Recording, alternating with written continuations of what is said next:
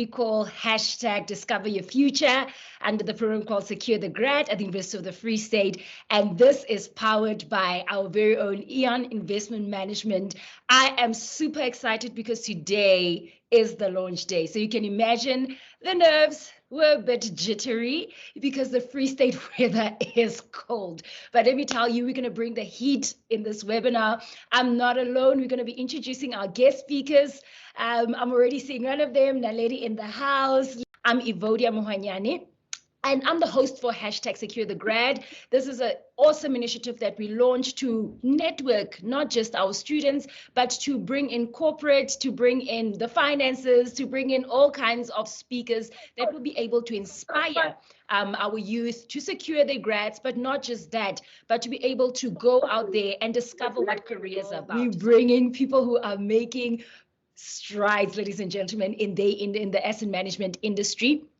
And what we and this is sponsored by Aeon Investment, because they do have a vision to contribute in this industry and bring about transformation, but also have a strong vision to open up access in this industry. That we know a few stereotypes around the industry, and we want to make sure that we open up as much access to all of you who are on this platform. I'm going to hand over the microphone to Yvette. Yvette, welcome to our first official webinar for women in finance, sponsored by Aeon Investment. Yvette, you've sent us your bio. We've read your bio, but I think you would do it justice by talking to our audience. Just give them a glimpse about who you are, a bit about your career, and then we'll move over to Naledi and then end off the segment of introductions with Siba. Over to you, Yvette. Awesome. Thank you, Yvette. I can feel the energy from here. I think it's so electrifying and so, contagious that I just caught it on here. So thank you for having me on this platform. Thank you to Aeon Investment Management for sponsoring this amazing initiative. I think if we had something like this in varsity, it would have made, our lives a bit more easier, or, we would have access to a lot of information. So thank you. With that out of the way, by introduction, as Yvette said, I'm Yvette Myakayaka. I'm going to start just from the very beginning. So I'm from a small town in Limpopo called Nkowankowa. I'm originally from there. I'm going to start with my journey from the University of Free State. So why did I study what I studied, etc., etc. So I studied BCom in economics in the University of Free State. And how did I choose that? So one time my father was reading the newspaper and he left it behind, and it had careers on the back of it. And that's how I decided what I'm going to study. I saw people who had an economics or are economists earn a lot of money at the time. That's what I thought. I'm not saying anything about economists. I'm just saying that was my view at the time. And then I went to the university, and luckily I got accepted into an economics degree. Then I finished that degree.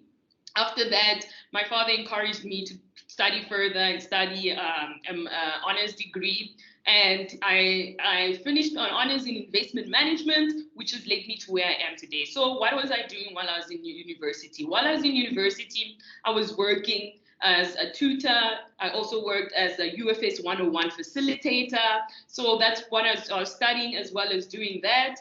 After finishing varsity, I got lucky enough to got a call from Standard Bank, and Standard Bank offered me a position in the graduate program. So this was in the commercial and business banking program, and that was for about a year and a half. And I rotated all around the business banking and commercial banking aspect of business of Standard Bank, and that was very nice. You get to learn. You actually got paid to learn, which was the awesome thing about that.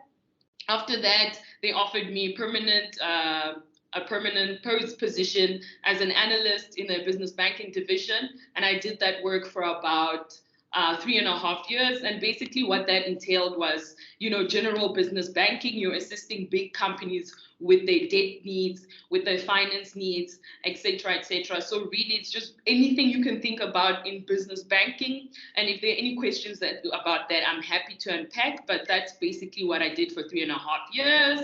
After that, I got an opportunity, luckily, and that's when my investment journey began with Absa. and then in the wealth management space as an investment analyst. And in that position, I was basically looking after clients' portfolios. So sourcing out the best managers and the best products that we can solution for our clients. I did that work for about 3.5 years till Absa promoted me to become what I am now, a wealth investment manager. And currently I've got my own suite of clients that I'm taking care of. So we take of ultra high net worth and family office clients. So these are really people that have considerable amount of wealth, and I take care of their investment needs.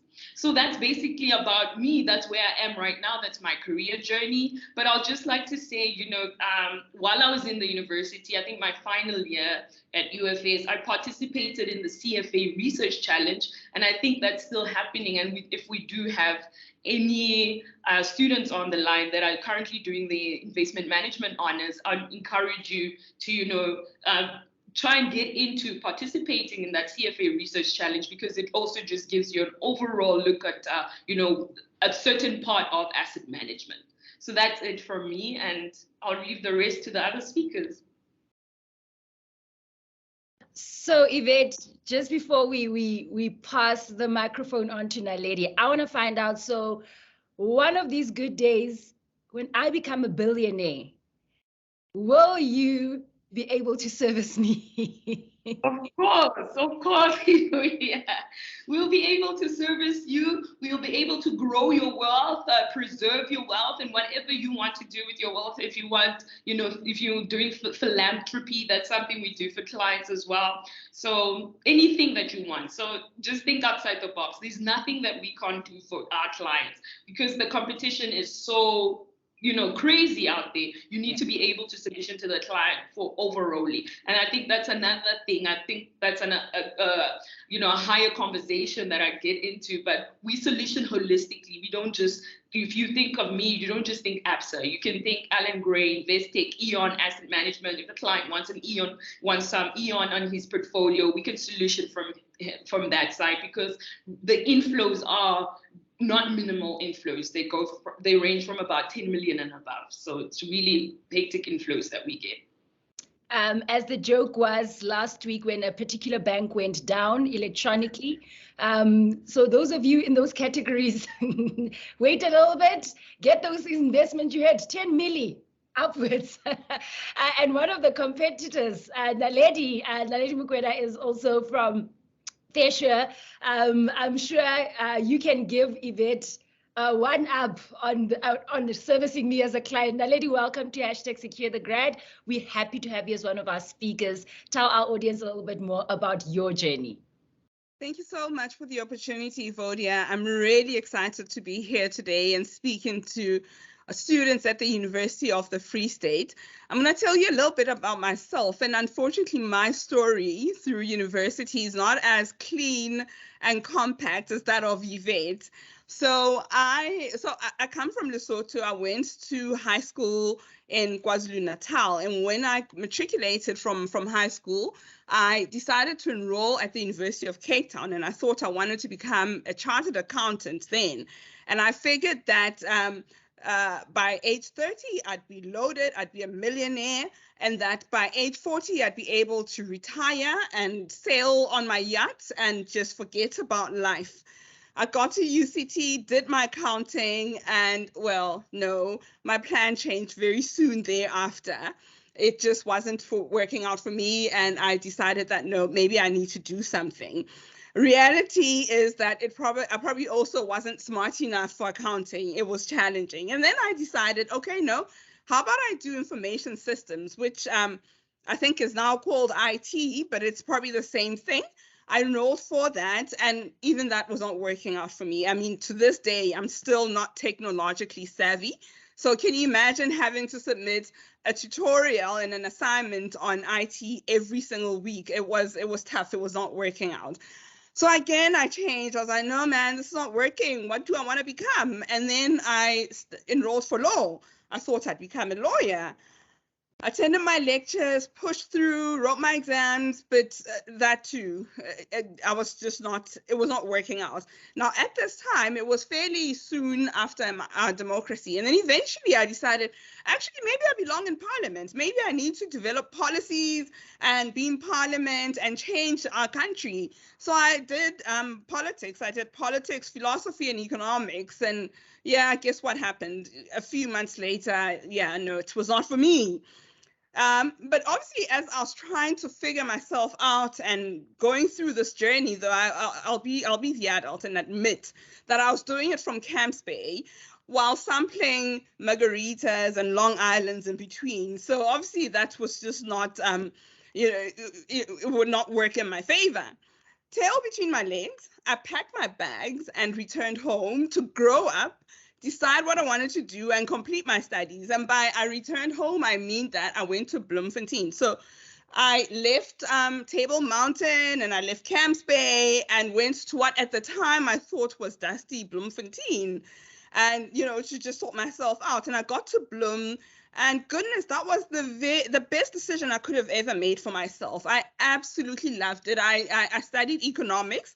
I thrived. I did very well. I enjoyed it. I was getting pass marks of about 80% for statistics, and now this the same person who thought that she was not smart enough for accounting, who suddenly was doing so well in stats. But the nice thing that I found about the University of the Free State was that the classes also were fairly intimate. They were fairly small, so you could have direct engagements with lecturers, and the lecturers really were specialists, and I still to this day look up to them and think, wow, these are incredible minds in our country. So I found that very inspirational, and it really, really worked well for me. And I didn't forget about my social life at the University of the Free State. I still continue to have fun. So to any young people in university, do have fun, go to the loft over weekends, but just don't forget to clock in your hours, earn your time at the loft, earn your time at the other venue or whatever it is. I won't tell you where I was going when I was in Bloemfontein. It was very different then, but anyway, I still was having fun, but also I was just more focused and I knew where I wanted to go. And I completed my studies at UFS, and then I got a job at Investec Private Bank. I was there for 4 years, working in the private banking division and looking after high net worth clients, which is similar to what I suppose Yvette was doing. That was very exciting, very inspirational as well, seeing young people, because I also looked after young people, seeing young people being so wealthy and making so much money. And I thought to myself, goodness, I have to be that person. I myself would like to become a client of Investec. But while I was at the University of the Free State, the one module that I particularly enjoyed was money and banking. So I knew also that there was the seed had been planted that money and managing money was probably where I should go. And I went to Investec, but I thought, no, you know what? If I'm going to be a millionaire like these people that I look after, I should probably study further. And I went back home to the University of the Free State. And guys, just a disclaimer on the side, I did say that I come from Lesotho, and I keep saying to you that I went back home to the University of the Free State. And if there are any followers or members of Dudula, guys, I need you to sit this one down, because those of you who are from Lesotho, you know that Bloemfontein is home, actually. So I decided again to go home to do my post-grad degree at the University of the Free State. I registered for financial economics and investment management. That was extremely exciting. I thoroughly enjoyed it. Some of the programs that we did involved managing paper money and researching stocks and understanding them and presenting investment, the investment value, or the motive behind presenting the investment case for stocks. So that really was very exciting for me, and I thrived. I did really well. And then I think that was probably the turning point for me in my career, because when I graduated from that, I joined Rescura and worked there as a junior investment consultant. I remained there for a few years, and then I worked for a few other investment consulting firms, such as Old Mutual and Alexander Forbes, where I literally, I was an investment consultant. And what that means is that I advise retirement funds on how best to invest the savings, members' savings. So that's what I was doing. And then I now head up the consulting division at Fairsure. And that entails investment consulting. There's also employee benefits consulting, and then there's healthcare consulting. So I cover a broader spectrum of the consulting arena.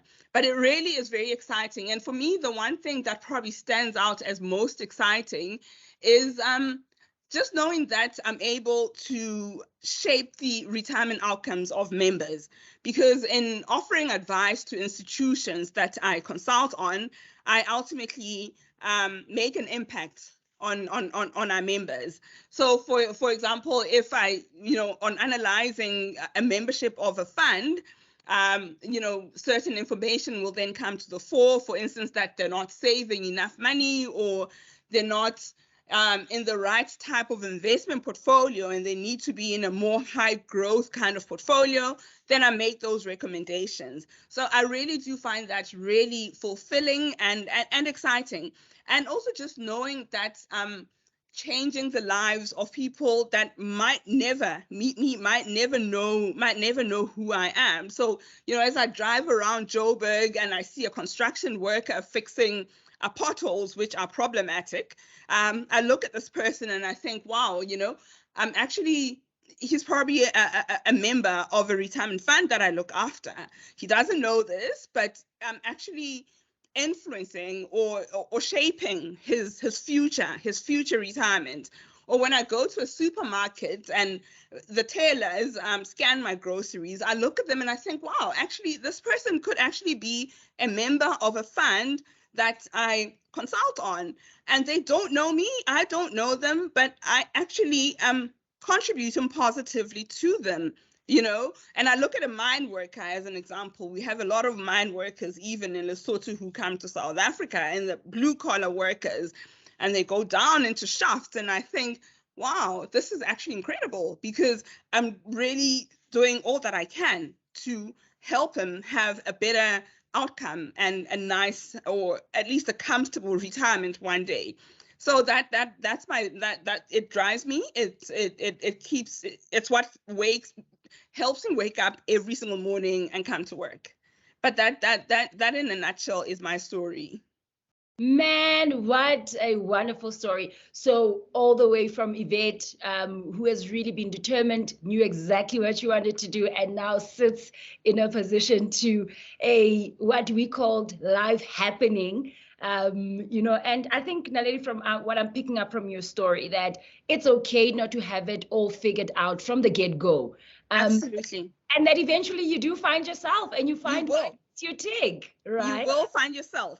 And it's just important to eventually identify what your passion is. And once you know what that passion is, then follow it and give it your everything. And for me, that passion and that thing that fulfills me is knowing that in my own little way, from my tiny corner, I'm contributing positively to giving my members a better outcome. Absolutely, absolutely. And ladies and gentlemen, I told you that you're going to love these stories. I can already see how some of you can relate. I'm a Yvette, I'm a Naledi. So don't pin yourself yet. We still have Siba, who's going to tell her story. Welcome, Siba. And ladies and gentlemen, I got excited because Siba and I also met in a tutorial class at the UFS. So shout out to our tutors, of which Yvette was one of them too. So Siba, welcome to #SecureTheGrad. And we are incredibly excited to have you as one of our panelists here at Discover Your Future. Tell us, how different are you from Naledi and Yvette? Afternoon, everyone. And I think of all the speakers today, I'm the one who's at an exotic venue. I'm working from a golf club today. I hope you guys can hear me. Loud and clear. And how we are feeling. Yes, and this just talks to how agile and versatile you need to be working on the road. So I'm grateful that you guys can hear me. So my story really, sure. When I think of, firstly, I'm a young lady from a little town in Eastern Cape called Stutterheim. And so I knew when I was in matric that I most certainly don't want to move to Joburg, because, it was a big bad city. Cape Town was not on the cards either because I didn't have a bursary. So I needed to be at an institution that my parents were going to be able to afford. I compared fees. The University of Free State sounded good. So I applied and I was accepted. Then I matriculated and moved to Bloemfontein. So I stayed in Brandwag, for all of those who stay in Brandwag. So I then did my BCom in economics. And as Yvette and Evodia were saying, I was also one of the economics tutors. I think my time in university really shaped my destiny in the financial services industry because my first time overseas was through the university.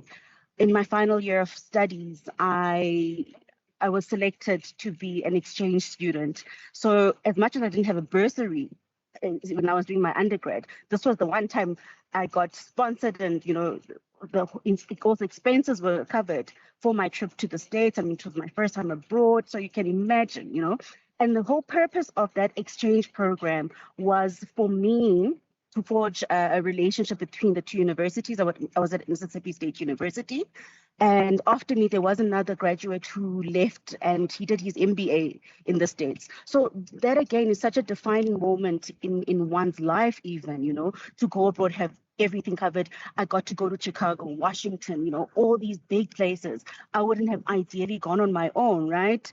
So I come back now from my stay in the States. I then have another career-defining moment at the university because when I just got back, I met Glacier by Sanlam at a career expo. And Glacier at the time, they were looking for 2 graduates to join their investment team in Cape Town.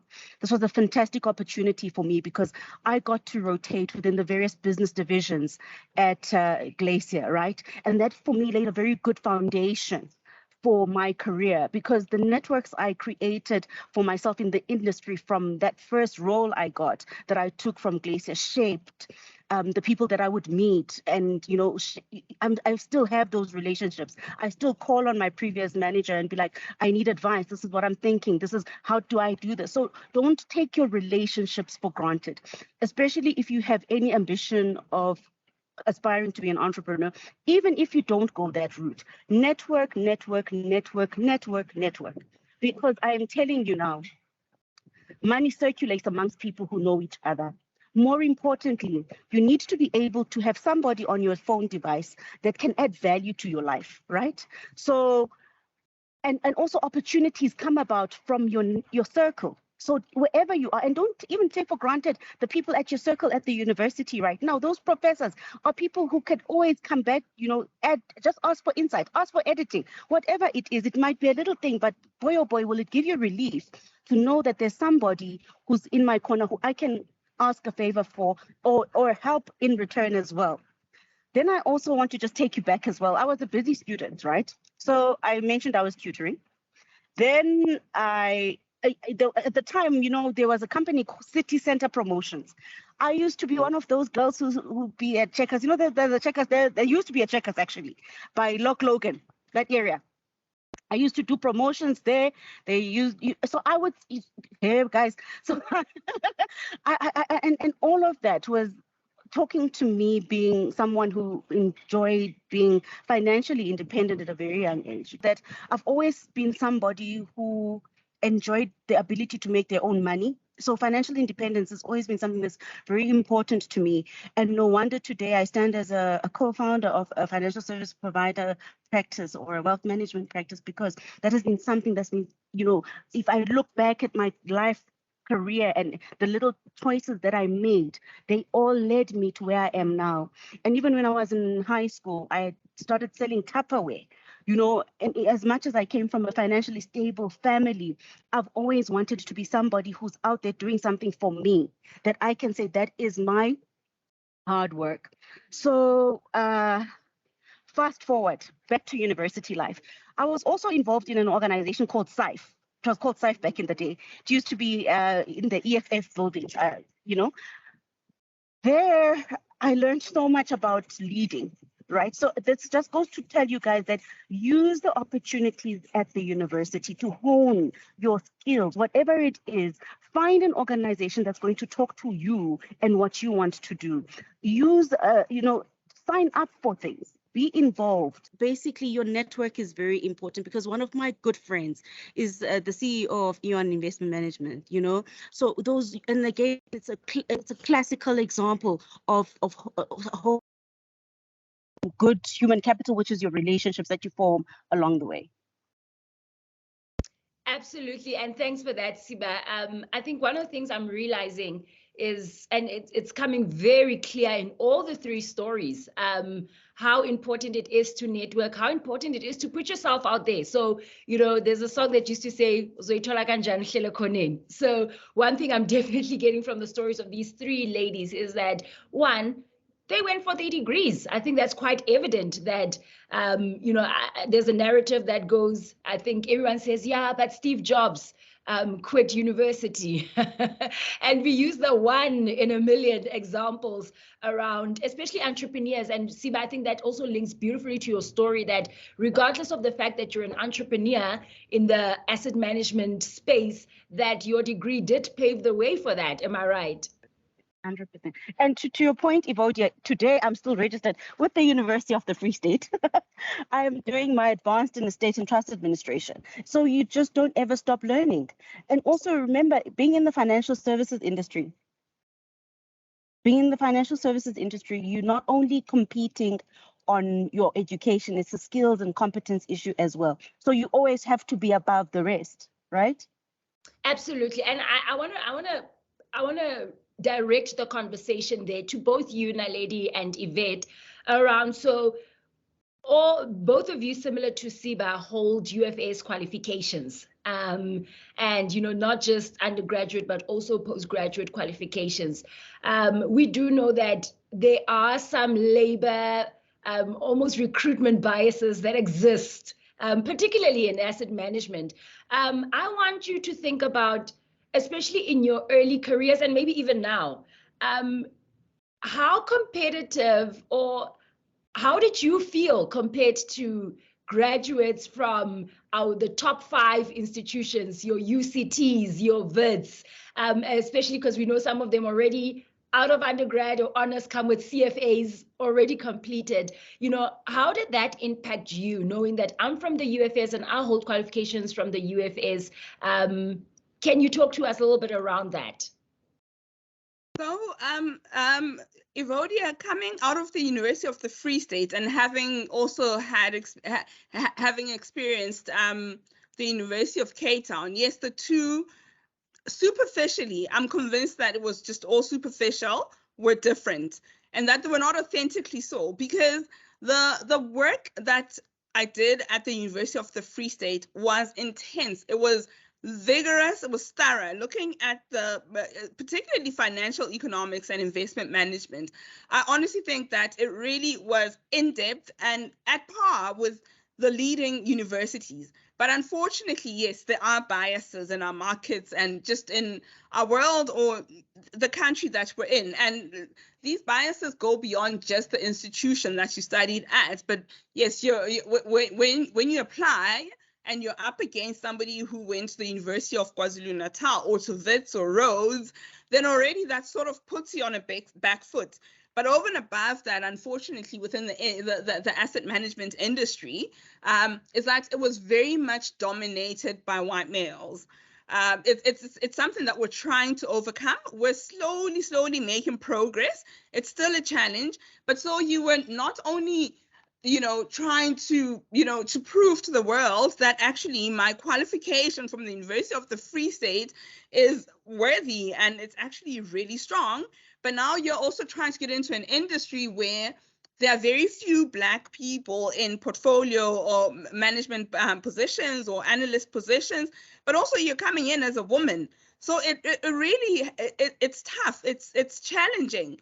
But fortunately, trustees of retirement funds and management committees of institutions and corporates are really beginning to demand that actually we open them up and we make it equitable. We give everyone an equal opportunity and not only, for instance, favor a UCT graduate. So for a few years ago, if you went to a leading asset management firm, yes, there'd be a lot of Black people or a lot of female, because that's what transformation calls for, but they would not necessarily be in decision-making positions. They would not necessarily be sitting in the investment team making key decisions around what to invest in.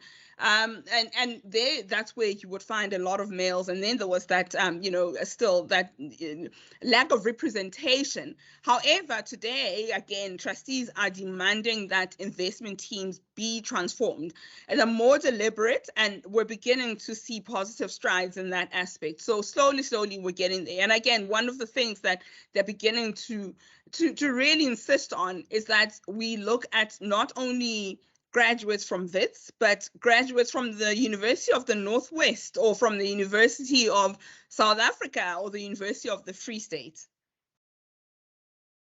Absolutely. And Yvette, I'd like to hear you weigh in on this conversation around, how has being from the University of the Free State set you up, particularly around what exists in the industry? Yeah.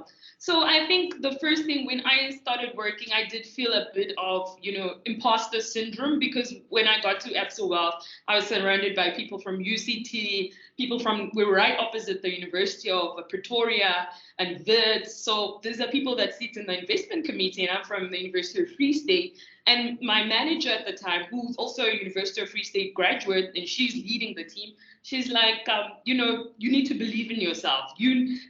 It's all superficial. Just like Naledi said, it's all superficial. What they can do, you can do.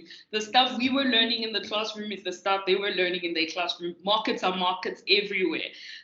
Derivative instrument is a derivative instrument in South Africa and in Wall Street. So there's technically no difference, no quantifiable difference between the stuff that we learn. However, what I've picked up is that it's the swagger, right? Because they go to this university that is like, we're #1 in Africa, so they get to use that in the office space, in work conversations, and etc. But you know what you're doing. I'm from the University of Free State. I'm also from a great university. I've got great professors and the professors and the lecturers really are esteemed in the industry and in academics as well. So I think the only difference is that we don't go around prompting it up, but there's no quantifiable difference between a UFS graduate and a UCT graduate. We can both do the same work. It's just the trumpet, how loud you blow your trumpet. And also, I think it also goes to you as an individual. You need to believe in yourself. You need to believe that there's no quantifiable difference between this person from UCT or UJ or Wits or whatever and me. I can do what they can do. And if I can't do what they can't do, I need to work harder to get where they are, etc., etc. So that's when I first got into it, there was a bit of imposter syndrome. But once you get working and you get to mix with a lot of people that went to a variety of universities all over the world, then you realize that, you know what, it's all about how much information you consume and how much you can regurgitate in a meeting, and etc. and etc. And to Siba's point about, not Siba, Naledi was speaking about the lack of transformation. I'm the first Black female wealth manager that my office has had since inception. It's, if there have been, then I don't know what to call it, but we need Black ladies, and as Black men, I feel like they're represented, but we need Black people, especially Black men, to stand up and just, come through to this industry. It's not easy. I sit in meetings, I'm the only Black female, I'm the only female at most meetings most times, but that's part and parcel of what you get when you enter into this industry. It is cutthroat, it is male dominated, and it is predominantly, to sound, for lack of sounding, political, it is a white male dominated industry. And because of that, you really have to do work twice as hard to get to, get where they are, or just to stand out. I saw a question about, how do you overcome competition in the workplace, or competition when you get in? At the end of the day, it's your work that makes you stand out.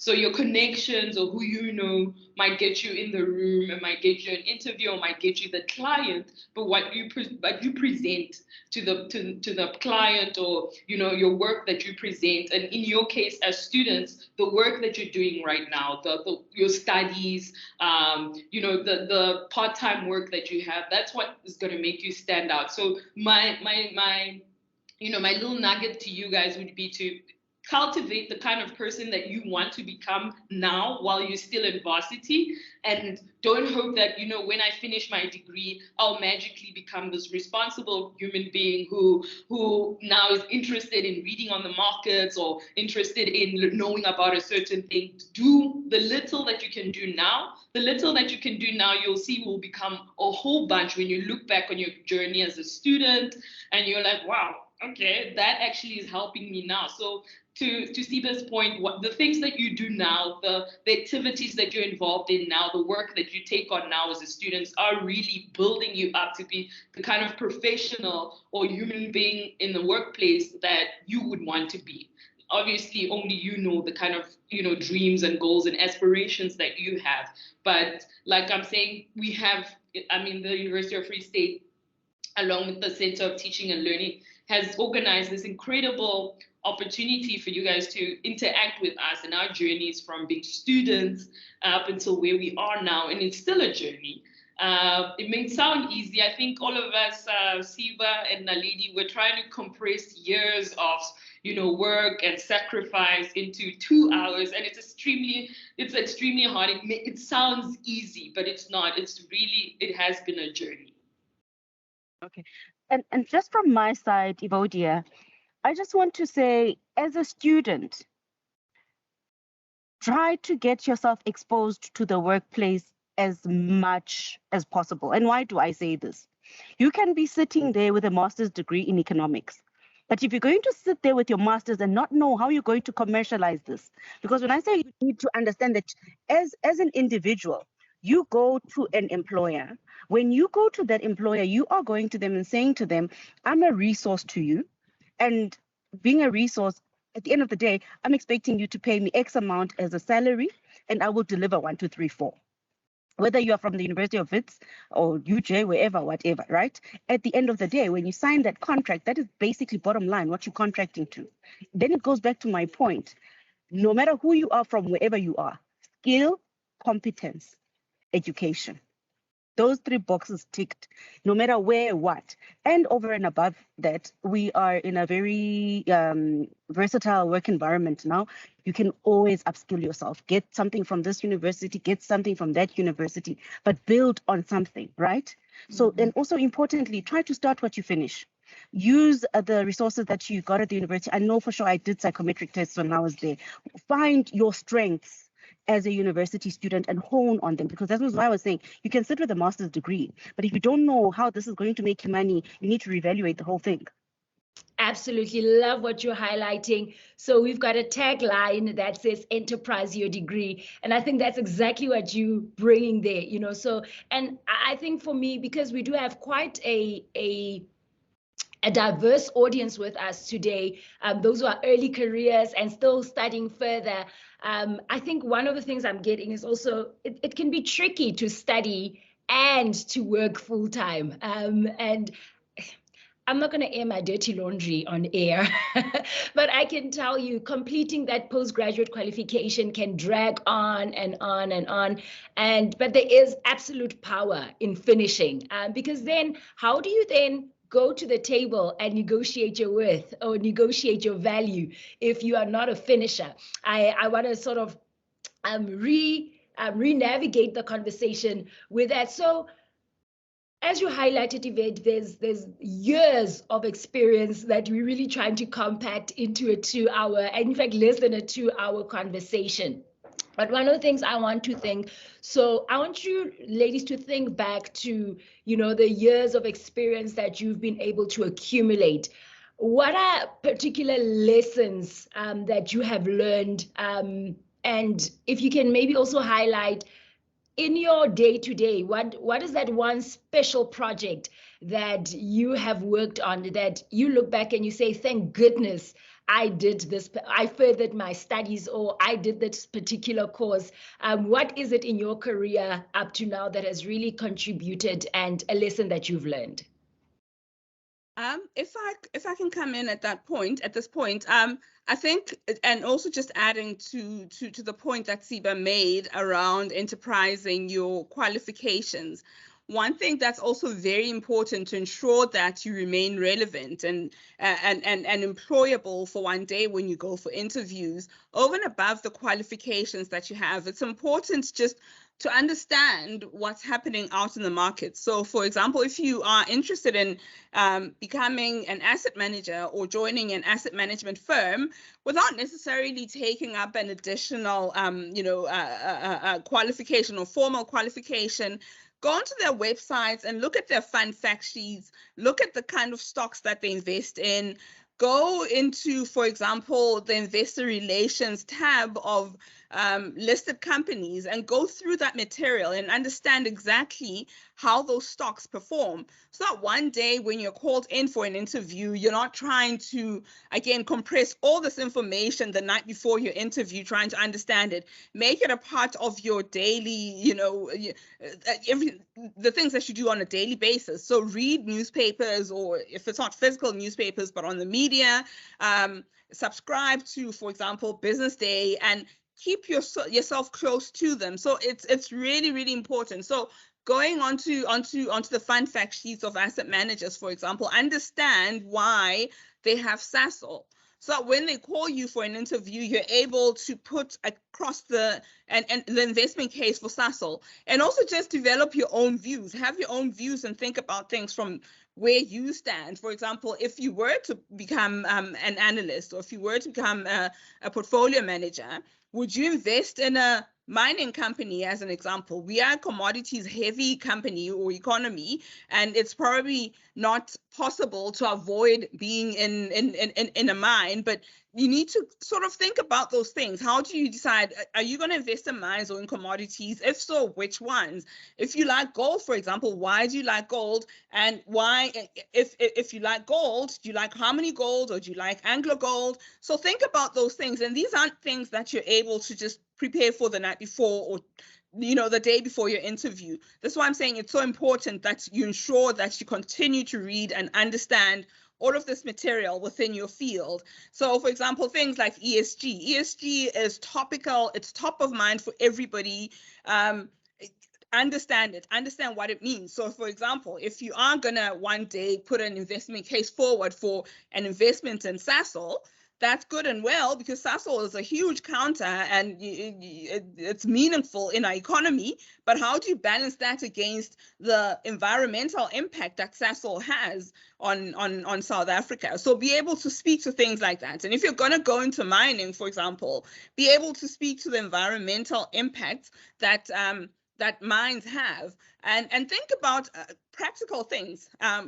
For example, a few years ago, we had a strike in mines in Rustenburg, in Lonmin, which lasted close to half a year. So think about things like that. So as an analyst, what's your stand, or what's your stance, or your view on things like that? What are you going to say, for example, if you meet, or when you meet the managers of those companies? Are you going to say to them, no, actually, you're underpaying your mine workers, you need to increase their pay?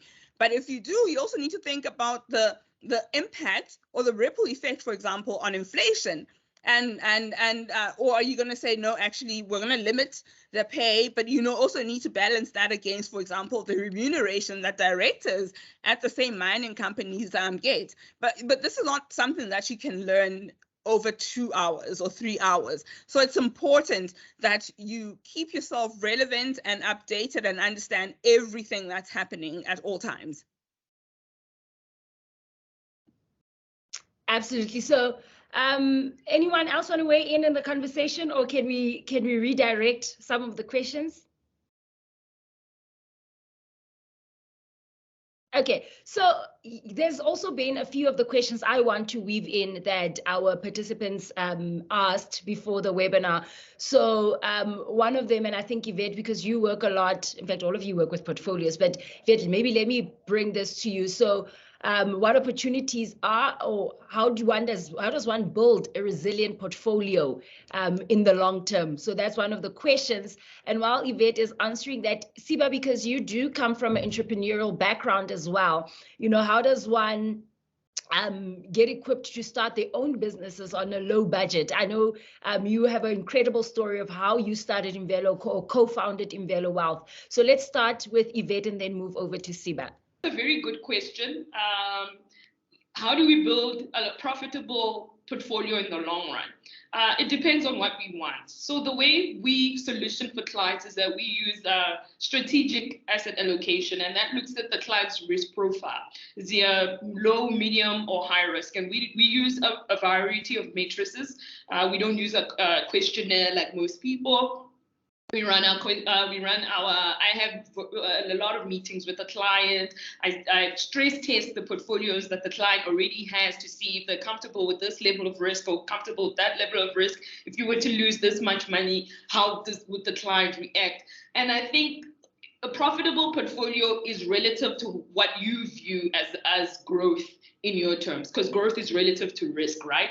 So I would say, I'd give you a textbook answer. A profitable portfolio, you need to be diversified. You need to have some, all asset classes in there, and we can put in something like a structured product to give it a bit of the fancy stuff, if I put it like that. Just diversification is a big word in our industry, and that's why we need to have an optimal portfolio. What do I mean by that? Right now, and during COVID, we had stocks that weren't doing so well. So if I had a client who had mostly in property or bonds, he wouldn't have performed so well during that time. But because he's got access to cash and structured products and other equity shares, his portfolio was able to take a hit, but still it was able to generate a few of your returns in those downtimes.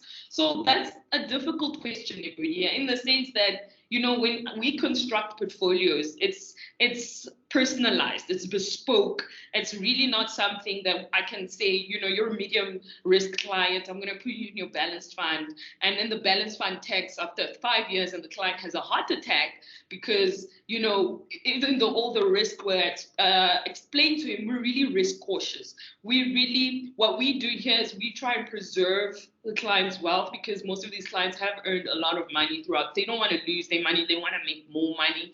So how you build a long-term portfolio, I'd say have a relationship with someone like a me or a Siba, someone like a wealth manager who can really walk the journey with you, who can really take care of your portfolio in a way that even when the hits come, for example, right now, we're not in the greatest equity markets.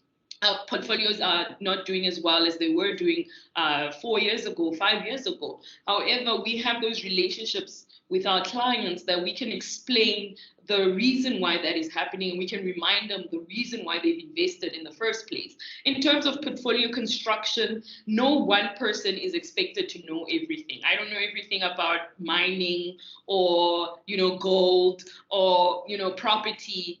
We have a team that takes care of that. That's why me as a wealth manager, I listen to what the client's needs are and I solution for them. But my solutioning plan is I go back to the drawing board, being the team that we have here, and I sit down with a portfolio manager, a structurer, and an analyst, and we figure out what we can do, what buckets we can pull in, and what funds we can, pull in and create certain products for a client's portfolio.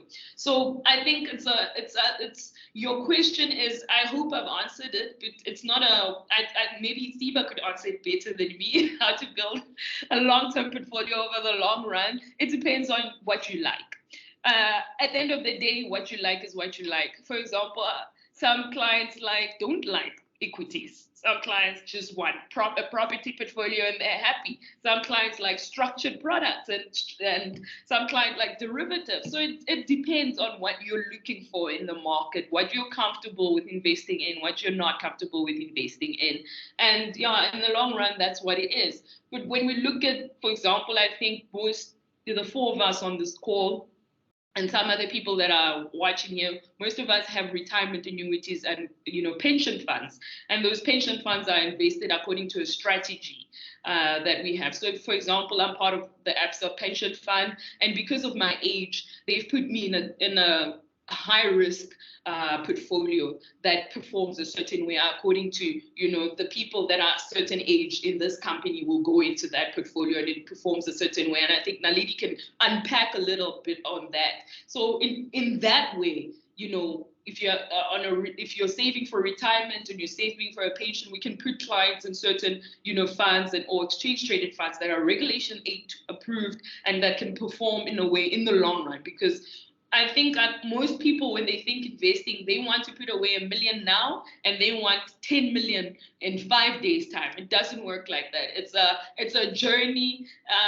It's not a Bitcoin or whatever. It's really a journey. The only products that I can vouch for, and I stand to be corrected, that can do that in 3 years or 4 years are your structured products, and those are auto calls really that can really give you a return of about 40%, 65%.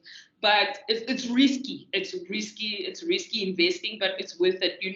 They say in investment, if you want the best, high risk, high reward. Low risk, low reward. So that's how it's like. That reminds me of one of our lecturers, Johan Kutsia, Professor Johan Kutsia now, who always used to say, high risk, high reward. I've never forgotten that. Siba, so for you, remember around entrepreneurship, you have a particular journey and a special journey of how you went from sort of the traditional industry in asset management to venturing out as a co-founder. Talk to us about how does one start, particularly with the low budget? Right. So starting any business, right, especially a business like ours, we got our license to start operating in July 2019. We had a big launch that September. And then 6 months down the line, we got a family meeting and we were all on lockdown. So you understand, basically, as we birthed the business, we were hit hard by COVID. But our business was able to thrive in the middle of all that chaos. And I think if there's anything I will say, we were well prepared. I don't think we understand how well prepared we were to start the business. So prior to starting the business with Balesa, my business partner, I was in a program with Old Mutual. They've got a Black Distributors Trust. So that was an opportunity that was presented to me, and I grabbed it with both hands. So after leaving formal employment, I was on this 24-month program, which helped me business plan from all angles. After that program, we got seed capital from this Black Distributors Trust arrangement because I was the top performer actually. I got the award for top performer for that program. So by the time now COVID starts, my business partner and I brought together our clients, and we were able to mingle or to work through, because we had done all the groundwork. So starting the business then was not easy, but we were able to manage because we had planned so well. Over and above that, the funding component of your business, we wouldn't have ever been funded, or even the FSCA grant us a license if we didn't know our story. Getting a license is another story altogether, because there's something called a due diligence that needs to be done. They also need to check if you are what we call in the industry fit and proper. So all of those things, it's a combination of tick boxes that you must tick and make sure you tick well. There's a lot of compliance also in the industry. So for anybody wanting to go this route, prepare. And there's no funder that's going to give their money to you if you're not sure of your story. So we had made sure that the foundation to our business was solid, and we were sure of our business case. And I think one of the big reasons why I opted to even start Imvelo Wealth was I sat in corporate, and I just felt that there was a time I'd gotten accustomed or gotten used to just being an employee, check in, check out, check in, and I felt so capped. I felt like I'd hit a ceiling, and I couldn't understand the frustration I had.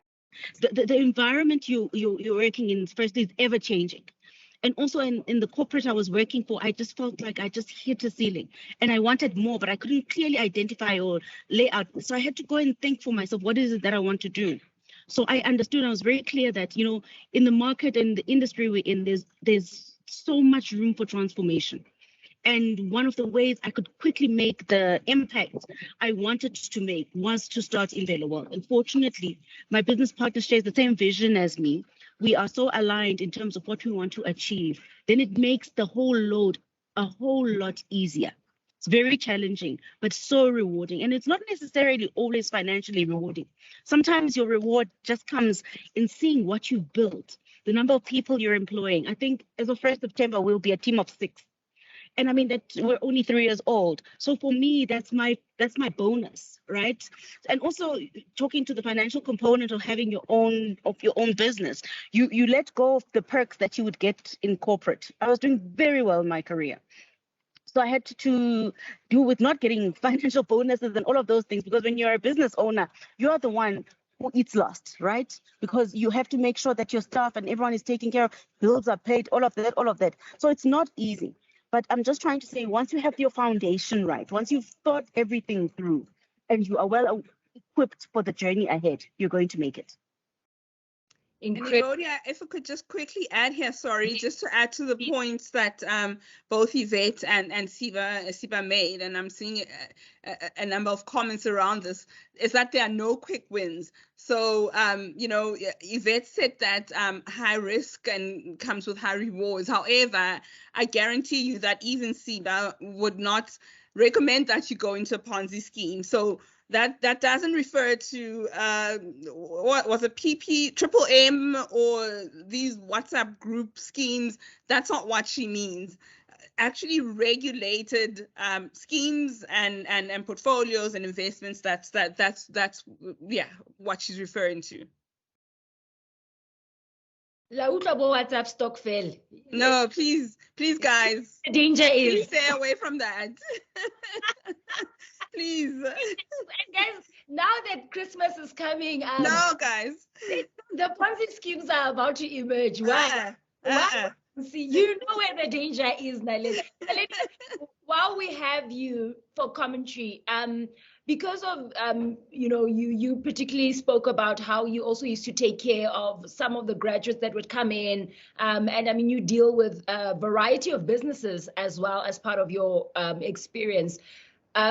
You know, in terms of career opportunities, what can a graduate with a law degree, or LLB, do in the industry? What can a graduate with an actuarial science qualification do? And I know one of the audience members also asked us about communication sciences, you know, law, communication sciences, as well as actuarial. What opportunities that exist? And after Naledi, any of you, because I know Siba, you're an employer, Yvette, you sit high level and you get to see the different teams that work. How can different qualifications have a space in your industry? Okay, so the great thing about the asset management industry is that you will find that there's actually a host of qualifications. So if you go to any asset manager, there'll probably be an engineer working there, and there'll probably be a mathematician working there. Yes, there'll be a broad array of financial qualifications, but there's also engineers, and we also have physicians working in the asset management industry. But just speaking about lawyers, there's also a lot of exciting opportunities within this area that they can do. For example, there are things like demergers or mergers and acquisitions. And to give you practical examples that are fairly recent, for those of you that are aware, Investec recently demerged from 91. So there's now Investec, and separate from that, there's Investec, and then there's 91. And that would never have happened without the support and maybe even being driven by lawyers. So those kind of responsibilities require the expertise of legal professionals. And another example that I can give is, for example, Old Mutual a few years ago, it also separated or demerged from Quilter and from Nedbank. Things like that can't happen without legal minds and without legal experts. So there actually are plenty of opportunities. And now within the asset management industry, but looking at private investments, that we have what you call private equities. We have, so there are listed equities, and then there's private equities. And this is really investments in companies that are not listed on the stock exchange. And generally how it works is that investors or retirement funds will try together, or in fact, those trying to raise funding for those would try to gather assets from different participants, different retirement funds. But for that kind of arrangement or structure to come together and to work and to fall in place, you need lawyers. So there definitely are plenty of opportunities for other areas outside of finance within this field. Also, Evodia, there's an ample opportunity for compliance officers. There's always a need for people with a legal background in the industry. So if compliance is not your thing, then also general contracting, never mind the mergers and acquisitions and all that. Just generally, there's always a need for a legal mind. Even for us as a practice, we have someone legal to go over all the contracts we get into. Absolutely. And just having mentioned ESG a little earlier, around governance is key. So compliance specialists are required who would be legal people, professionals. Absolutely, and with you, Yvette, having to work for a very big bank, the red people, what qualifications is there space for people in marketing and industrial psychology, for argument's sake? And maybe I saw a lot of the BCom accounting people come through. You working with quite a number of specialized teams. Is there space for these people in asset management? Definitely. I think because we work for a bank and we've got segregated, departments that also we work as, segregated departments all to achieve one goal. There's opportunity for everybody. I'll use just my offices as an example. One of my colleagues has got a doctorate in law. The other one has, she's a scientist. So these are. You can work in a bank basically if you have any qualifications. We can train you up. I think for the most part, in certain roles, your qualifications just prove that you have the ability to retain a certain amount of information. You are able to think a certain way. So that's what most people are looking for. But there is opportunity for people marketing. They can do research, they can do marketing, they can do consulting, they can do a risk analysis. We have credit analysts as well, who are usually people that did accounting, that structure really huge deals in all kinds, mining deals, property finance deals, any kind of deals that you can think of. So in the funding aspect of the bank, we have those kind of things. So Evodia, really, there isn't a qualification that I would say will be on the back burner. The difference between the qualification that you have and you sitting in front of somebody who has the potential to employ you or not employ you is that how able you are to market yourself. When we sit with candidates, especially people that have just gone out of varsity, I have personally found that they don't do their research on typical interview etiquette.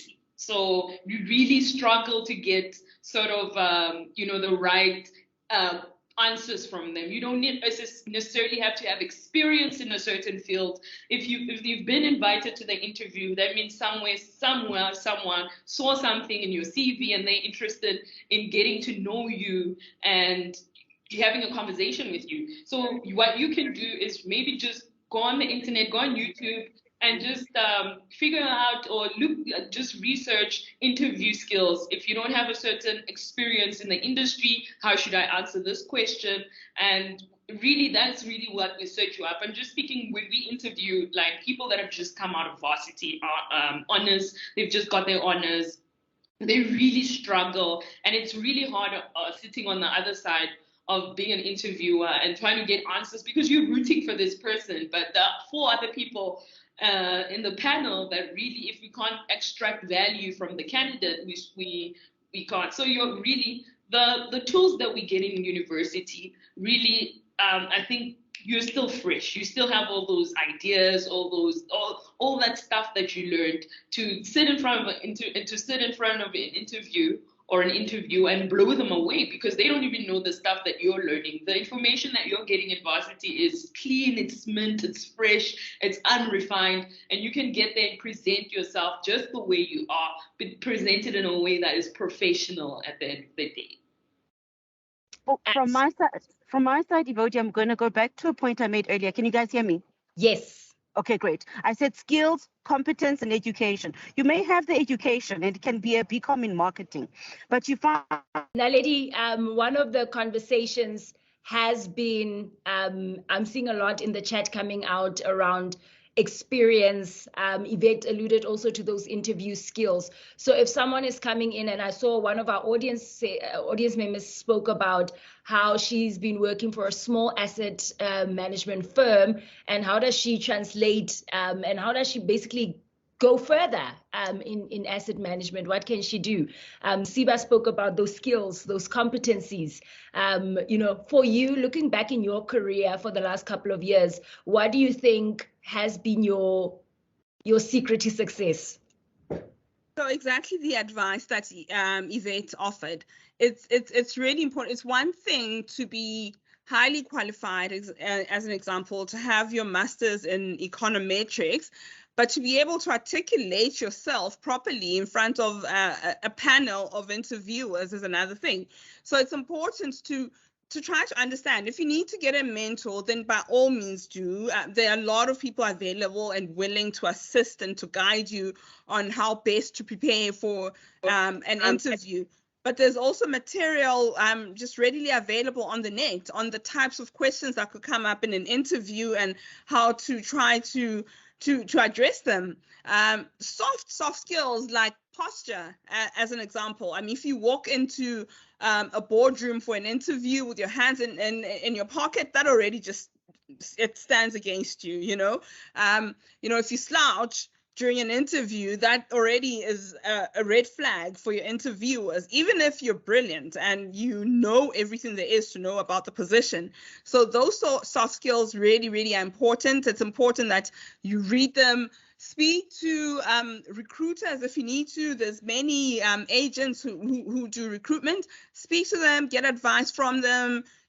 They'll give you recommendations. It's probably even easier. Maybe it is my recommendation to you that particularly for your first jobs, try to consult recruiters and maybe try to get your jobs or secure them through recruiters, because then they'll be able to guide you and to advise you on how best to manage those kind of things.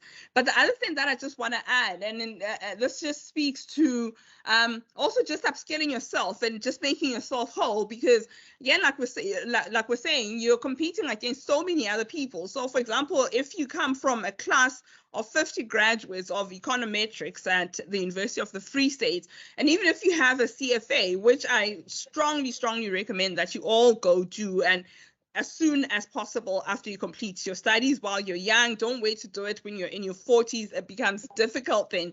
So do it as soon as you can. But even if you have your CFA and your master's in econometrics, make sure that you remain relevant. And I mentioned this earlier. It's important to be relevant. It's important that you're innovative. So, for example, we're in an era of artificial intelligence. So try to play into that space and find your niche within that space, even if you're a financial specialist, but maybe bring in, for example, data analytics. That then helps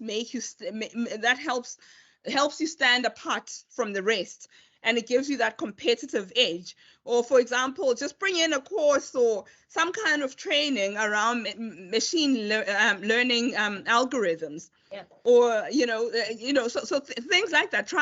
Consider things like that and bring them on board, and those will put you on edge and set you apart from your peers. My key 3 things I'll keep repeating: skill, competence, and education.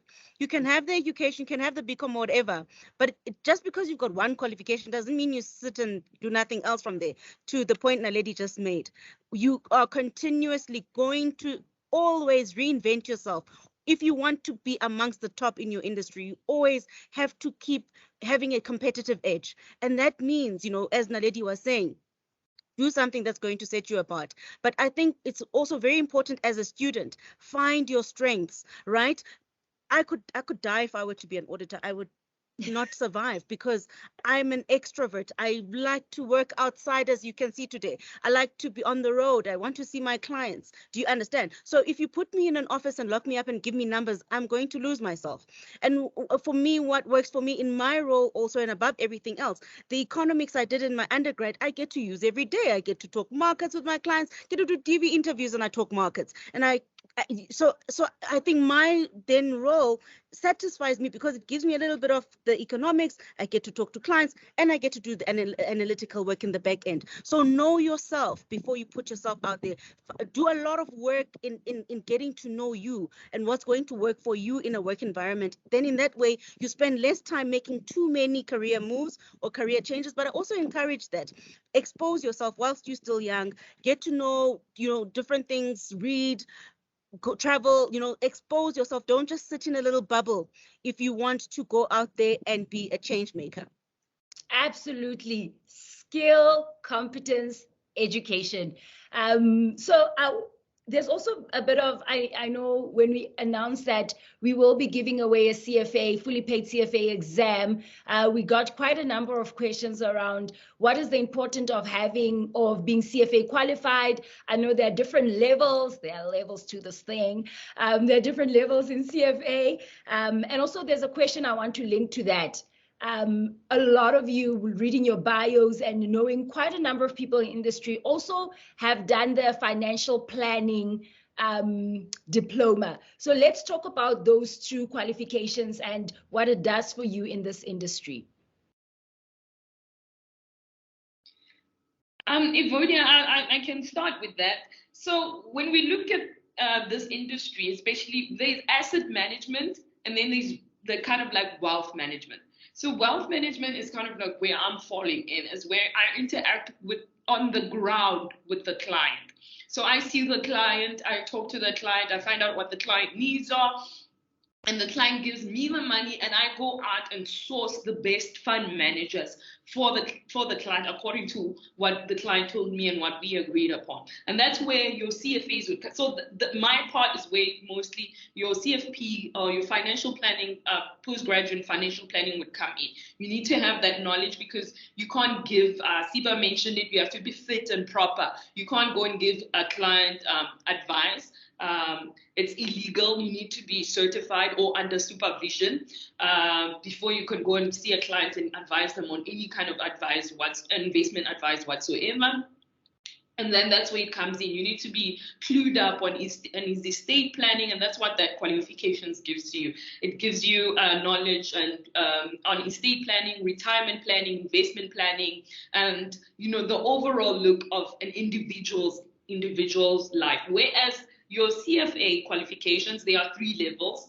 And I know the University of Free State, their Department of Economics recently got certified with the CFA qualification that they can run with that.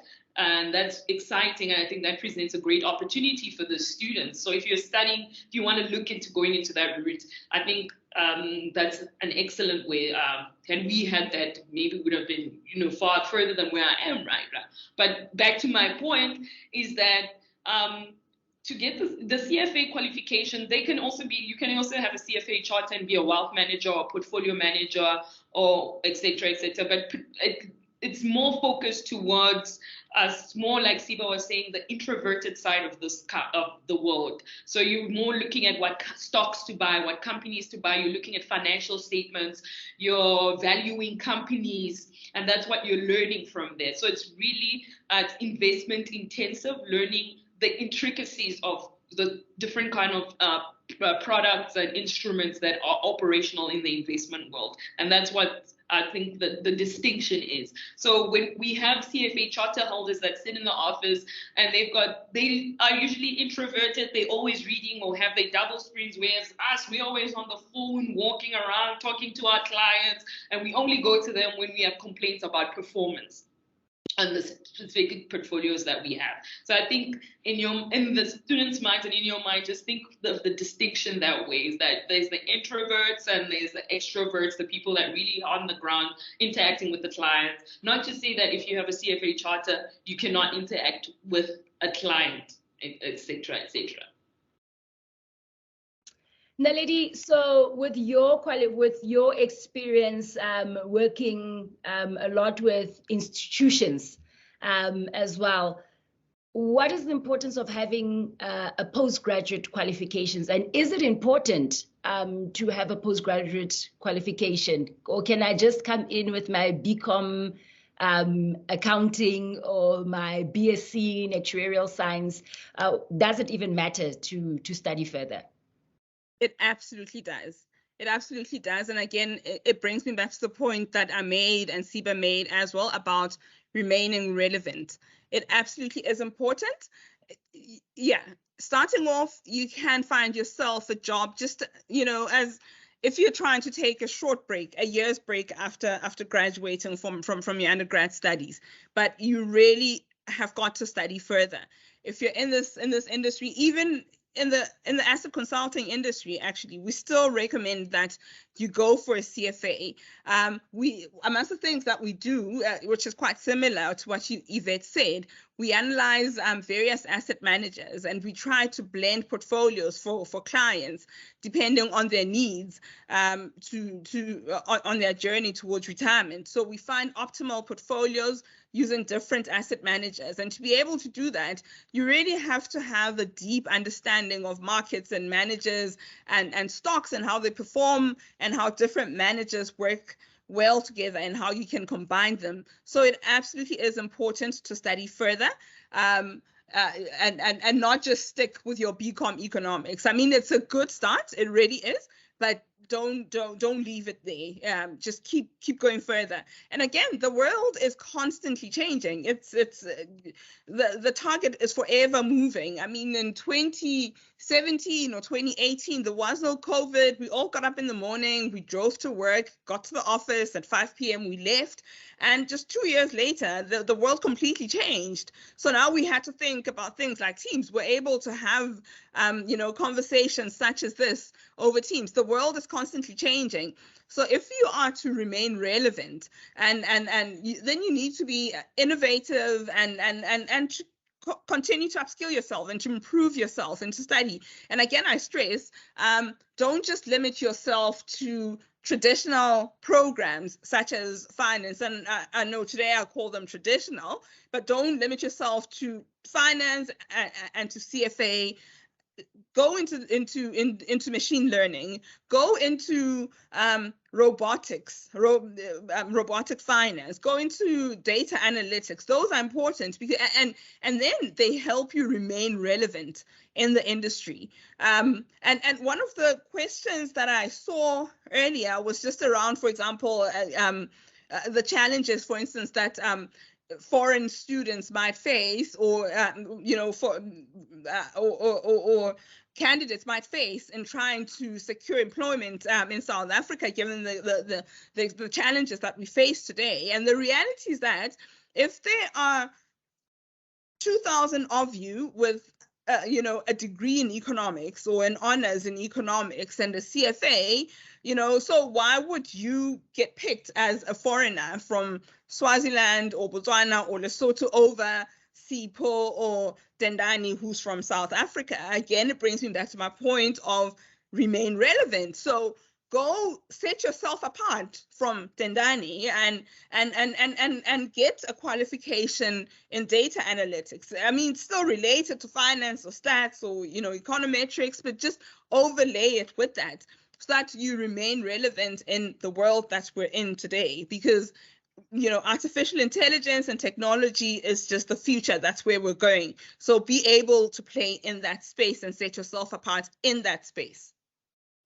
Absolutely. So we are way in our Q&A segment. I want to announce at this point that our technical team will be enabling your microphone. So if you have a question for any of our panelists, please do raise your hand. We will then enable your microphone so that you can engage. And I love the questions that have been coming. We have weaved them in throughout the conversations as well. So please don't feel like we have not answered your questions. And I do know because of the time is limited, we'll not be able to answer all of your questions, but please do stay on the platform. We also will be releasing a publication of videos, of podcast series, and a recording of what we've been speaking about today. I want to remind the University of the Free State students, as long as you're registered, you have an opportunity to upskill yourself by using LinkedIn Learning absolutely for free. These ladies can tell you once you are out, you have to pay for it yourself. There's a subscription, and by virtue of being a UFS graduate,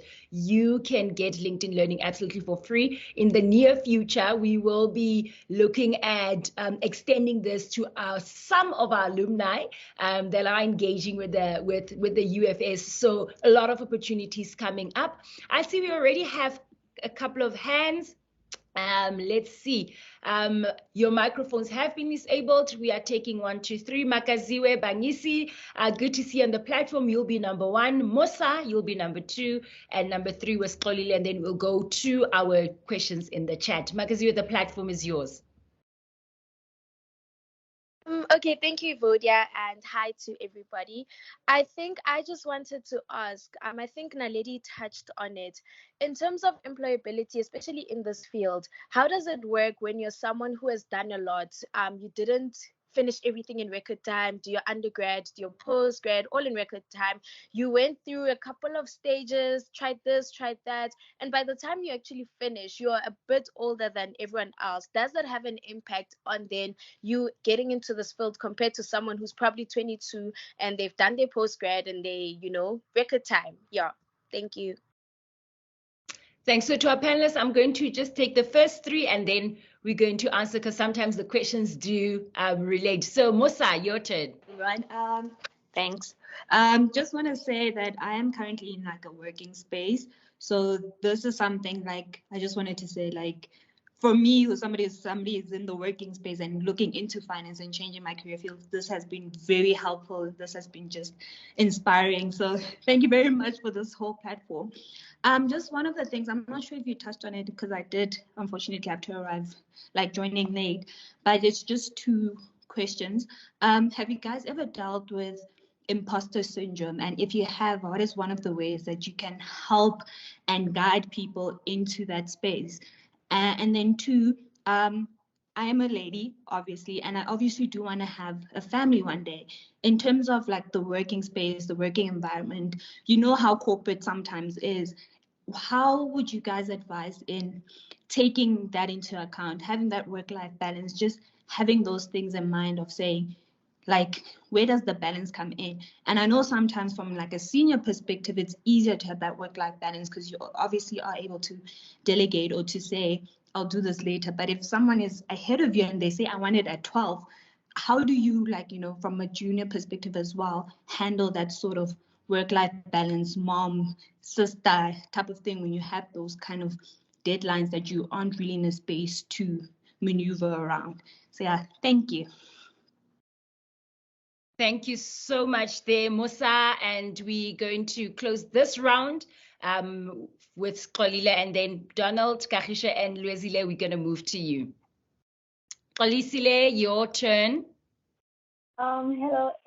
Hello. Thank you for sharing your stories with us. It was so amazing. I have 2 questions. The first question is that does an academic record matter? Like when you go to a workplace, when I apply for work and stuff, are you going to look at my academic record? And then my second question is, being a financial manager, is it flexible? How many hours do you work, especially when you are fresh? And then how flexible it is to be a financial manager? Ladies, the platform is yours. So first question around, Naledi, having not finished in record time, trying this, trying a bit of that, and the delays, the age component there, and then a bit of imposter syndrome, work-life balance, and then lastly there from Skolisile, academic record. Do they look at it? Do employers look at that academic record? And also, how many hours do people work generally? What does life look like for financial planners? In any order in which you ladies want to take it. Okay, I'll take the first question first around whether it's ever too late, and it never is too late. It honestly is never too late. So even if you complete your qualification in education and you teach for 20 years and then you decide at the age of 40 or the age of 45 that actually that's not where I want to be, I want to move to finance, it's never ever too late. Don't hold yourself back. Don't listen to anyone who tells you otherwise. Go for it. Go for it. And it just in terms of applications for jobs, it is important to be a strong a strong employee or candidate academically, but it's not everything, because employers look for holistic people. So they're not necessarily looking for top performing employee. They look at the person holistically, the whole profile. So you need to be able to be a good fit to the team. As an example, I mentioned earlier that my first job was at Investec Private Bank. And goodness, we used to party so hard at Investec. I don't know if it's still a thing, because I'm growing now as well. But I think that's when Pooza Thursday became a thing. And on a Thursday, we would go out as a team, we'd go party, and we would go home at 3 or 4 a.m. and be at the office at 5 a.m. Employers also look for that. It's important to be a holistic, well-rounded person. So over and above just, doing analytics and stuff, you're also expected to socialize and to do business development things, such as attending events with trustees and clients, and that doesn't necessarily take an A student. So yes, it's important to work hard and to get your good your good grades, but don't beat yourself up if you're an average student, because not everybody is an A student, unfortunately. And I mean, people still get opportunities. There's a place around the table for everyone, for all of us. So even if you're not necessarily an astrophysicist, who got 90s in physics, you are still going to make it. So it's never too late. And no, you don't have to necessarily be a boffin. Work hard, try to get your qualifications, try to get your really good grades. But if you don't necessarily do, and if you end up getting 60s or 65%, that's still good. They look for holistic people. I mean, just speaking for myself, for example, where I run a team, I don't necessarily look for top performing students, because I also want people who are team players. I want people who are able to collaborate with a team. And sometimes you might find somebody who actually is brilliant and is really sharp and very intelligent, but is not necessarily a team player, and you don't want that. And actually, if it were up to me, given the option between having a team player and somebody who works well within my team, but having been an average student, versus bringing in somebody who, just got straight 90s in the university years, I'd go for the average, performer, but who's very much a team player and is able to share the same visions that we have for the team.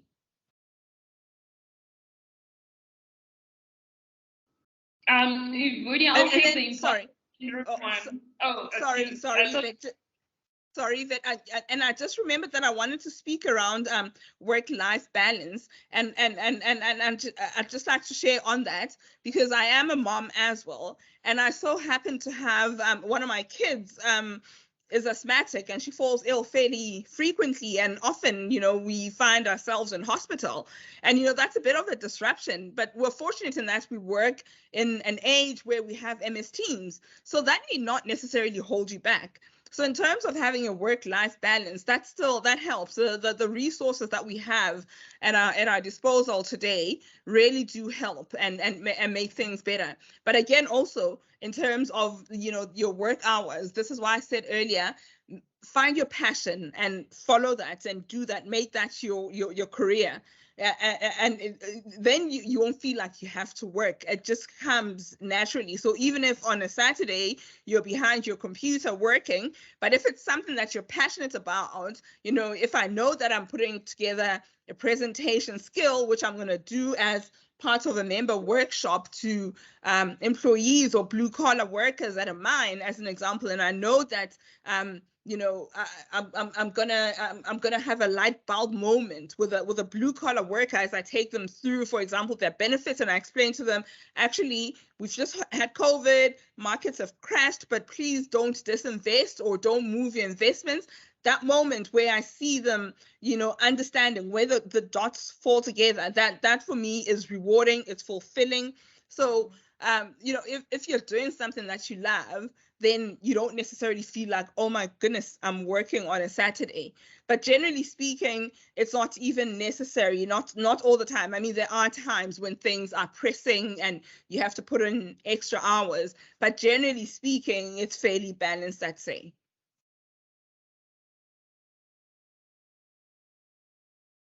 Siba, Yvette, you want to weigh into the questions? I'm going to speak on the imposter syndrome one because I think it's for my journey, it's more it was more relevant because I got into this world about 5 years ago, and I was the only brown person in the room, and there was a language that was being spoken that I'm not fluent in. And I think it goes back to what Siba said, you must know yourself, know who you are, know yourself. And I think no one can make you feel inferior without your permission.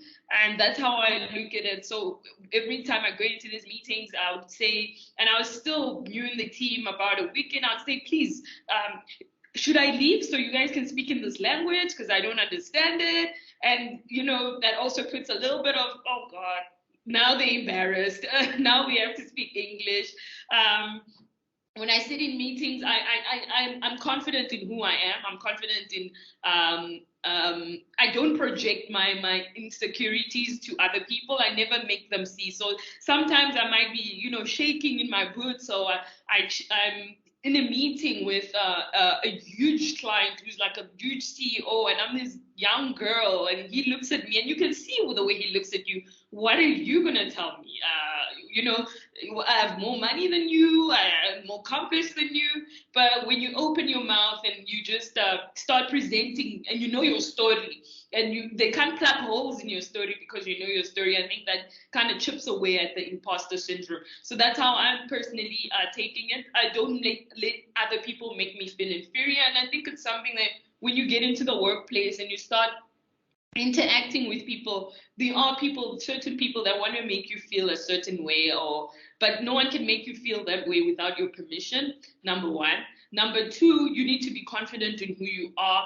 I think, and that goes to, I think how I was raised. My mother is a very strong-willed person, and she doesn't tolerate anyone of her children looking down or talking down on themselves, because that's not how she views us. And I think those principles that you get from home, or you can get them from church, or whatever you need to do to prompt yourself up and prompt your self-esteem up, you need that. Unfortunately, this is the corporate world, and it's a dog eat dog. What's the saying? A dog eat world. So it's kind of it is cutthroat. it is very cutthroat. Like Naledi said, you need to upskill yourself. People do put, unfortunately, it's just how the life works. People think because they have certain positions, they are better than other people, or certain qualifications are better than this person. But no one can make you feel that way without your permission. So you can go in there and present yourself strong and present yourself knowledgeable, and with your work backing you up, no one can make you feel any less. Sound advice there. Siba? Sure, Yvette, that was loaded. Yes. So from my side, I will say if there's one thing, your authenticity is a gift to the world. There's only one Yvette, one Naledi, one Siba. And I think if anything we can take from today is own our story, right? We all have something to say. And, if you listen to all our three stories, we're all different, but we've all reached a certain mark of what we can define success within our careers. And it's very important for you to define success for yourself so that you don't find yourself falling in a trap of chasing success in other people's terms. Sure. And when it comes to imposter syndrome, and this is something that's very real, I could really relate with Naledi when she was, Yvette, when she was saying, sometimes you are shaking, but you have to show up. Shake and show up. There's no other way around it. And if you fall, you get right up and you run. It's always a continuous thing. I've got to wake up, show up, and keep going. And you have to really, to Naledi's point, you have to be passionate about what you do, because there's no one that's going to pat me up and say, hey, Siba, go work. No. Do you see? I have to always motivate myself. So it must come from inside. You're finding your passion and purpose, and understanding that I'm going to get an opportunity to impact whoever I touch base with today. Let that be enough for you. And show up in your best possible self. Keep showing up. You hear the lady that pays people's salaries, guys. They're the one that eats last. Like,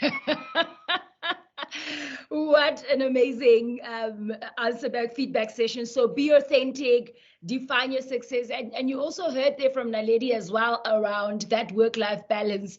Man, it is tricky. And I think one of the advice that I love coming through as well, I think many of the people on the platform still have an opportunity. It's early days. Those families have not necessarily started. The stress of having multiple employees has not even started. So opportune time to upskill there. And the world has changed. I think one thing I also love is that the labor market has become global. You can be working for a company, for a Dow Foundation that sits in Austin, Texas, and be working in SA. We know, I'm thinking of the cloud computing companies that are based in Mexico, having employed people in South Africa. So also learned to look at opportunities that are diverse globally. I want to take a couple of hands I see, because our platform did. So I'm going to take Donald, as well as Kagiso. So let's start with Donald, Kagiso, and then Luezile, the three of you. And then we're going to wrap up this Q&A session because we have to announce our winners for today. Donald, the floor is yours. Team, if you can just enable the microphones, please.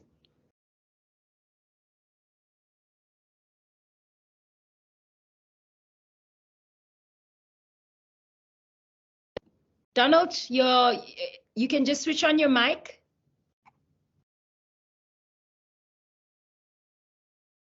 Okay.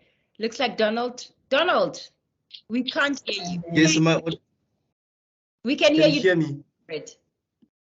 Okay, thank you so much. So this is my question for Sister Siba. I don't know if she's still here. Okay, I'm a second-year student doing education. So I wanted to know, especially for a student who's doing education, we don't have much knowledge about finance, So, and which I think it is quite important in future to have, to be equipped with necessary skills in finance. So I want to know from her that how do I then equip myself with necessary financial skills, right? And most of the teachers in my industry, they do not have those skills and they fall into debts and all of those things, financial issues. So I want to know how can I equip myself with those necessary skills? And then also, how can I tap into the entrepreneurial industry, which is nowadays every young person needs to do that, you know, so that they can be able to succeed in their careers. Yeah, thank you so much.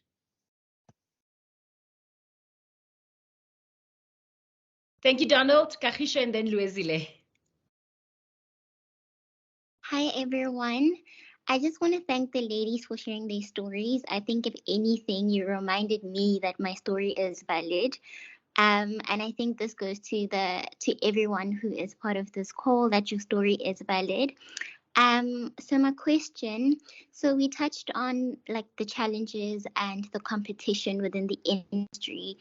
I think, what is the biggest strength or skill set to thrive within this industry, especially as a Black woman? And my next question is, have you ever had a humbling experience? And if so, what was your takeaway from that experience? Thank you. Luezile, this is your opportunity. Thank you for those questions. Kagiso. Hello. Luezile, we can hear you. I'd like to just say I'm happy to be part of this call. I'm also in the working space right now, but I'm an alumni at UFS. I would just like to ask the ladies, most of the time it says that we shape our careers to the best of our abilities, but at the same time, it's not a one-way street. Our careers also shape us in a way. What have you learned about yourself when based on your career that you've taken? And also, just to quote Henry David Thoreau, he says, most men lead lives of quiet desperation and go to the grave with a song still in them. And that's a question I would like to pose to Siba.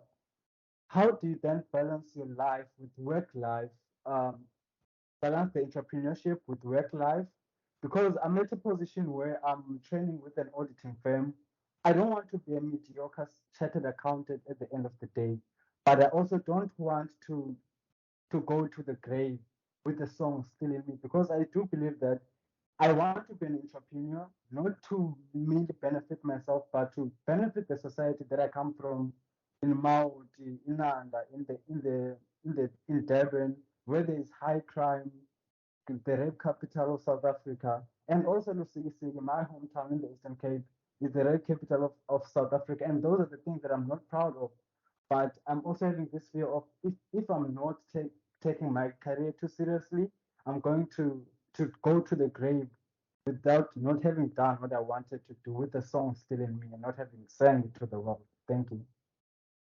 Sure. Thanks, Luezile. So, ladies, you've got those 3 questions. For the sake of time, I'm not going to repeat them. Siba, maybe let's start with you and then move over to Naledi and Yvette. What I love is the sense of purpose that I'm getting from him. You know, it's so refreshing to hear a man saying, I want to be a part of the change I want to see in my community. And if you could just hold on to that spirit of wanting to do what you can where you are, I'm all behind you, right? And when it comes to work-life balance, it's very important for you to have goals for yourself holistically. What do I want to achieve in my career? What do I want to achieve in my personal life?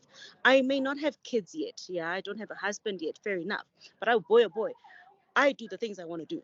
So I've set my life up so that if I want to travel, I want to go I prioritize as much as I want to, get the business I need to get done for my work life. So I love the outdoors. I make time to do the things that are important to me, that fill my cup, right? So it's not easy, but find a formula that's going to work for you and say, in this quarter, what am I doing for me? What are the obligations I need to do for the business or whoever else, so that you allocate yourself accordingly and live a balanced life. And remember, if you drop dead tomorrow, your employer is going to find a replacement for you. I'm not saying don't take your career seriously, but live whilst you're doing life.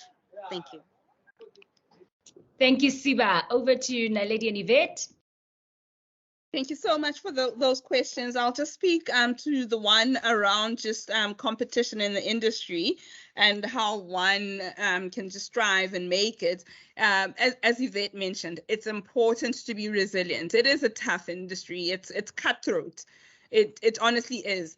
You have to be resilient and you have to know what you want. Be passionate about what you want and be determined and deliberate and in following that and trying to achieve your goals.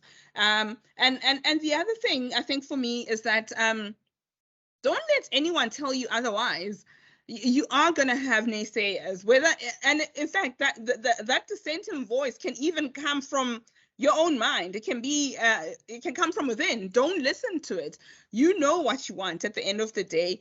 Go for it. And I'll give you an example. I told you about my story when I started and I was young and I was undecided about what I wanted to do. And I had a lecturer come to me and say to me that, and this was before I moved to the University of the Free State, and he said to me, actually, you know what? You need to go home, go to Lesotho and go find yourself a job. And I said to him, well, I didn't say to him, but I thought to myself, hell no, you're wrong. Absolutely not. Because I know my worth. I know what I'm capable of. I know what I can achieve. And I did not listen to him. And today I'm happy. I can't remember who he was, but I actually would go stand in front of him and say, well, you told me that I was worthless. And actually, I am not. I am happy. I'm doing it. So go for it. Be resilient. Be strong. It is tough. It's a tough industry. Again, as I said, particularly in the asset management side, if you're coming in as a Black person, traditionally it's dominated by white males. So if you're coming in as a Black person, that already is working against you. And if you're coming in as a woman, even that's working against you. But also, like I said, if you have responsibilities and you have children and they fall ill, you have to take them to hospital, then there's that. So it's a challenge. And sometimes you still have to deal with people thinking, okay, you're only here as a tick box exercise, not because you're good. Don't listen to any of that noise. You know what you're worth. You know what you're capable of. You are great. You're brilliant. You made it this far because you have what it takes. Go for it. Do you. Be great. And in terms of how do we shape our careers? So the other thing that's also really important, besides just your studies and trying to do well, it's important to network. Those networks really help as you try to progress. As I said, it's not something that you can just do the day before you have an interview. You have to maintain these relations. You have to have relationships throughout the industry. So go out and already now in varsity, start calling managers and sharing your CVs or sharing your records, academic records, and just keeping that relationship. And maybe meet trustees or attend events. A lot of them are actually free of charge. Some are offered virtually. Attend those, but network and meet people and people that matter for your career, that you want to be able to go to when you're looking for a job. Maintain those strong relationships. It is important. And like I stressed, we have to network a lot. And there are times when I honestly would rather stay at home and watch Netflix, but I know that, no, actually I must go to Durban and I must socialize throughout a weekend. Do those things. They're important. Thanks, Naledi. And we're going to wrap this session up with Yvette. I think I'll answer, I think it was the second lady who asked a humbling experience and traits for Black women in the industry. I think I'm humbled every day in this job, if I'm quite honest with you. I think my first was when I started in this specific industry, my first week. I realized that, you don't know it all. What you learn on your textbook and what's actually happening on the ground are two totally different things. And that was humbling for me on the first week. That I'm a kind of person who, if I don't know something, I'm uncomfortable. I need to go read on it so I don't sit in a meeting and look like an idiot. But I sat in those meetings and there's no book on what was being talked about in the meeting. So I have to, the only way to get experience, there's only one way to get experience, my manager told me, is to get experience. It's to sit down in the uncomfortable meetings and to sit down in the humbling. So the not knowing was humbling for me. And on a day-to-day, I'm humbled every single day on this work that I do. And the second thing, I think traits for Black women, I think be authentic, be yourself. We need more of that in the industry. Contrary to popular belief, there may be 3 of us in this call, but we're like outliers compared to, you know, what is actually happening in the industry. There isn't representation. I mean, we're better than where we come from because of the history of this country, but we're not where we should be. And I don't know what strides are being made to, you know, correct that. But be your authentic self. Everyone is different, so I think don't put I'm a Black girl going into this that Black girl had. You're a human being. You're a full human being with your traits and your needs and whatever. Go in there as a human being and present yourself with what you have and stand out with your work. Like we said, your work at the end of the day is what matters. Nobody cares how big your mouth is or what you say you can do. They actually want to see what you can do. Put your money where your mouth is. So many powerful nuggets, ladies. Time has run out. Where did time go to? But they say, you know what? Time flies when you're having fun. So absolute thank you. Those wisdom nuggets. This is what Discover Your Future is all about. Unconventional stories of success, really skill, competence, education, being your authentic self, and not allowing anyone to define you, and really defining yourself, loving those wisdom nuggets coming out. But also, one thing I'm taking out of this conversation is there's no substitute for hard work, and that excellence knows no color. Everyone is looking for that excellent person that can make a contribution. So we audience, remember to follow us also, University of the Free State, Aeon Investment Management on LinkedIn, where we're going to be sharing what is coming next. From my side, you've been an absolutely incredible audience. You've been an amazing panel. Oh my goodness. So stay tuned and goodbye. Have a lovely Friday.